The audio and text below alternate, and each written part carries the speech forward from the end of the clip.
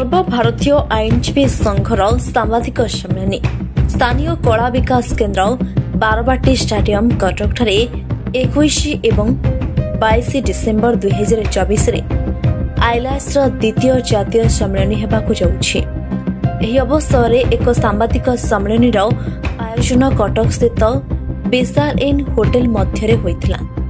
आयोजक माने आईनजीवी साधारण लोक तथा संविधान स्वार्थ रक्षा करने यार उद्देश्य व्याख्या करथिले। 2020 मसीह गठित होइतिला।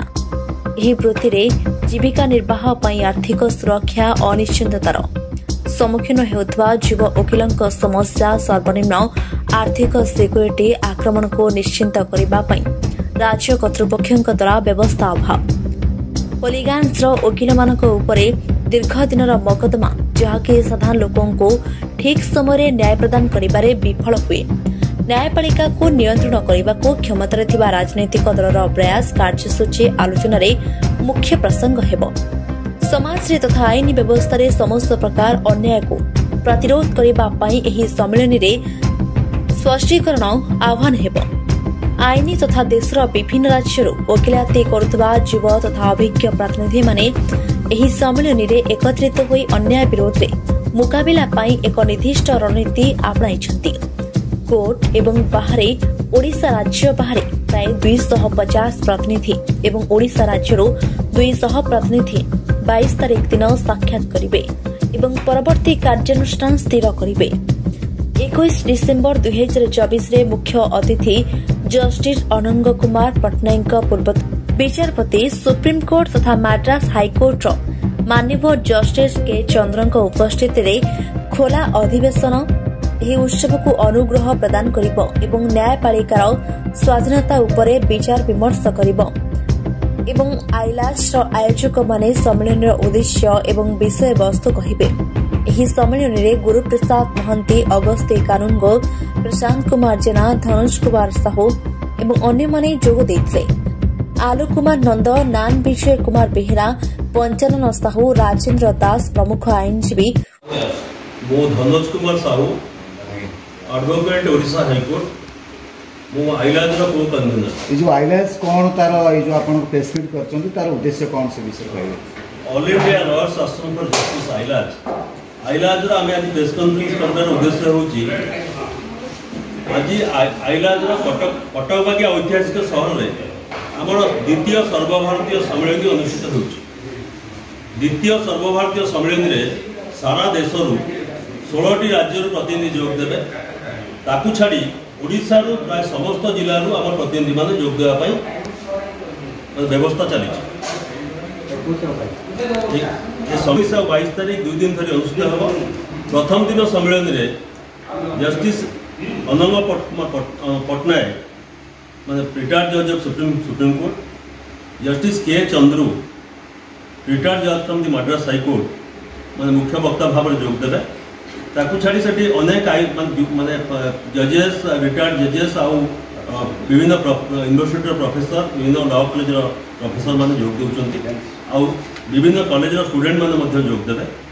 ये सम्मेलन 2 दिन धरी चलिबो। प्रथम दिन कला विकास केन्द्र रे दिन 10:30 रु हमर ओपन सेशन आरंभ हो।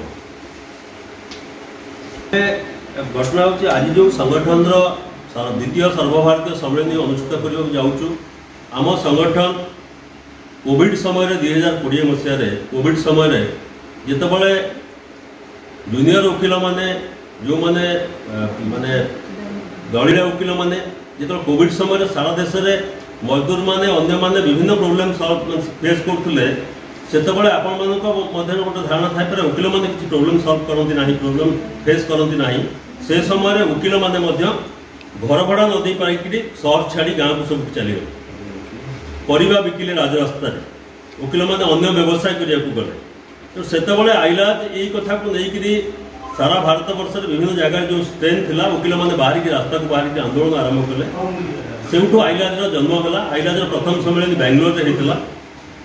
आज ओडिशा रे नुहे सारा भारत वर्ष देखिए गोटे घटना वकिल मान बारंबार माने आक्रमण होउची। विभिन्न समय गुंडा बाहिनी पक्षर आक्रमण होउची।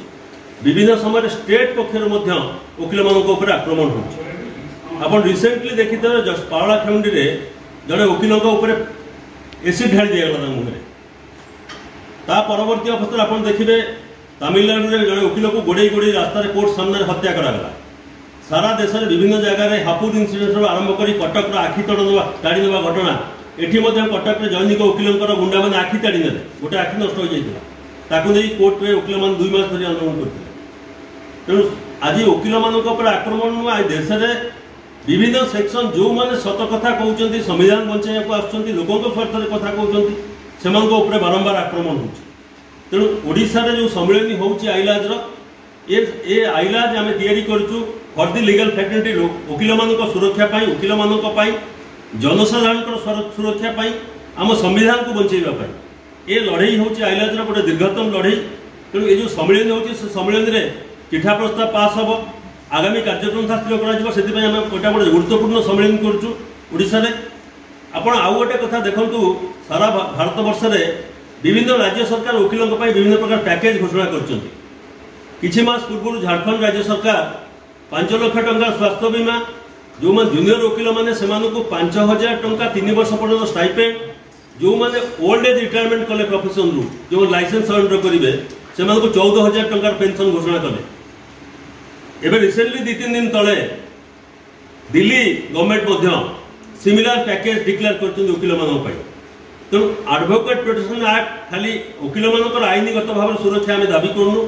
एडवोकेट प्रोटेक्शन एक्ट रे आम सामाजिक सुरक्षा वकिल मान दाबी करूँ अर्थनैतिक सुरक्षा कथा दाबी करूँ। तेणु आम राज्य सरकार को ए संक्रांत एक अल्टरनेटिव ड्राफ्ट बिल असेंबली पारित करने राज्य सरकार को देचु केंद्र सरकार को प्रदान करूँ। किंतु आम आश्चर्य लगुच जो गोटे पर गोटे राज्य सरकार ये बिल की पास कर आईन तैयारी कर कर्णाटक आईन तैयारी कला केरल आईन तैयारी कला माने ये आपंकर राजस्थान गवर्नमेंट आईन तैयारी कला किंतु आम राज्य सरकार कहीं शोई रही मुझे विश्वास माने भावी पार्नी ओडिशा भली एक राज्य में जो वकिल मान अत्याचार बढ़ुची जो वकिल मान बारंबार अटैक होते ओडिशा रे कहीं सरकार एडवोकेट प्रोटेक्शन बिल को एक्ट को पारित करूना से प्रचेषा करूना विचार करूना।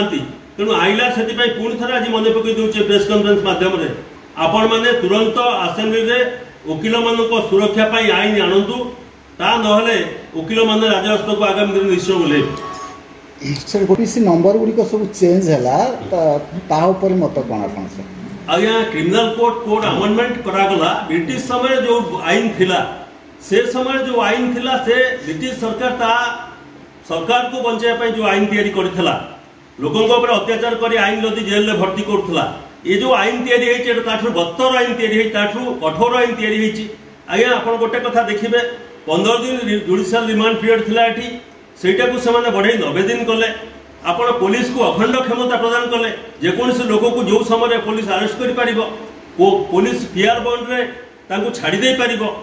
आज्ञा वीडियो कॉन्फ्रेंसिंग माध्यम जो जेरा कथा आसला इलेक्ट्रोनिक्स मीडिया रे आपण माने हृदयंगम करथिबे फोटो रे देखई जेरा कले को याकू सत कथा कहबो पछपटे बसी आमे देखिचु पछपटे बसी प्रम्पटिंग चलुची वीडियो कॉन्फ्रेंस रे बसी कि थाना रो आईसी माने साक्षी दउछु अक्यूज माने साक्षी दउचंती पछपटरू प्रम्पटिंग होउची यदि यही व्यवस्था चले ताहले आगामी दिन रे जो माने दोषी से माने खसी जिवे निर्दोषी लोक आज्ञा सजा पाइबे सेति पई आइला दाबी करूची ए जो आईन हेची कला कानून तैयारी हेची ए कानून को तुरंत वापस दिया जाऊ ए आईन को तुरंत रद्द करा जाऊ।